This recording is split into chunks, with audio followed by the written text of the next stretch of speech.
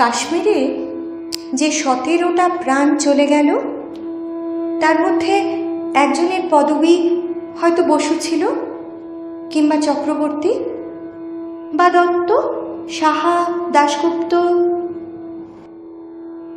মোদ্দা কথা, তার মধ্যে একজন এই কাল সকালবেলা কমান্ডিং অফিসারের অফিস থেকে বেরিয়ে এসে এক লাফে আকাশ ছোঁয়ার চেষ্টা করেছিল, কারণ টানা 2 বছর পর এবার তার পুজোতে বাড়ি ফেরার রাস্তা পরিষ্কার।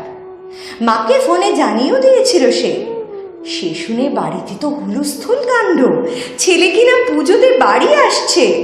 মা তো বাবাকে বলেই বসলেন এবার নারকেল বেশি করে আনতে হবে, ছেলেটা নাড়ু খেতে খুব ভালোবাসে। যেই মাত্র না ছুটি সাইন হয়েছে, মার্কেট থেকে মা দিদির জন্য পশমিনার চাদর, বাবার জন্য সোয়েটারও কিনে ফেলেছে সে। কেউ জানে না ঠিকই, কিন্তু ফোনের রিংটোনে বীরেন্দ্র কৃষ্ণের গলা আর ওয়ালপেপারে কাশফুল তো 1 মাস আগে থেকেই। 2 বছর পর কিনা দুর্গা পুজোতে বাড়ি ফেরা।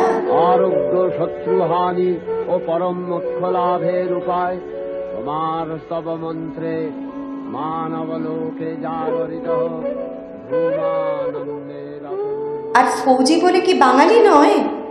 এই তো কালই খাবার টেবিলে তার দক্ষিণ ভারতের বন্ধুটিকে সে মানিয়েই ছেড়েছে। দুর্গাপুজোর ধারে কাছে না ও নাম আসে, না গণেশ চতুর্থী। পুজোর গন্ধ, কাশফুল ঘেরা গ্রামের মাঠ, গ্রামের মণ্ডপে রমেন পালের নিজের হাতে তৈরি করা দেবী মূর্তি, মহালয়ার দিন চণ্ডীপাঠ, অষ্টমীর অঞ্জলি, ভাসানের নাচ, বিজয়ার নাড়ু, মায়ের হাতে লুচি, সব কিছু যেন স্বপ্নে আসছিল রোজ। তার সঙ্গে এতদিন পর মায়ের গন্ধ, বাবার আলিঙ্গন। এর থেকে ভালো আর কি বা হতে পারে?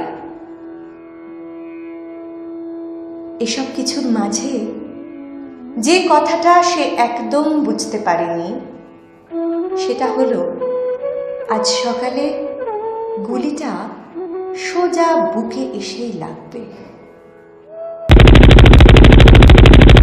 বুলেটটা সময় দিল না একদম। গান ফাইটের মাঝে ওদিক থেকে এসে পুরো শরীরটাকে ঝাঁকিয়ে দিল। এক মুহূর্তে ঝাপসা হয়ে এলো সব কিছু।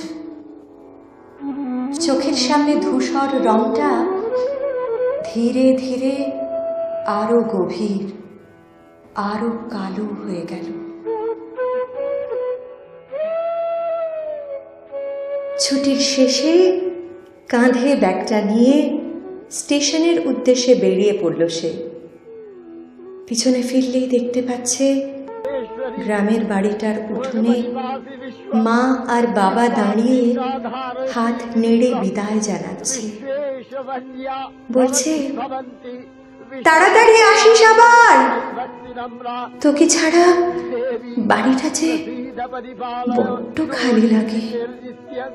यथा असुरवधादधुनैव सेद्य पापानि सर्वजगदाद्य समन्वयासु उत्पातपाकजनितांश महोपसर्गात् प्रणतालान् प्रसीद त्वं देवि विश्वार्तिहारिणि रैय्यवासिना विद्ये लोकानां वरदा भव।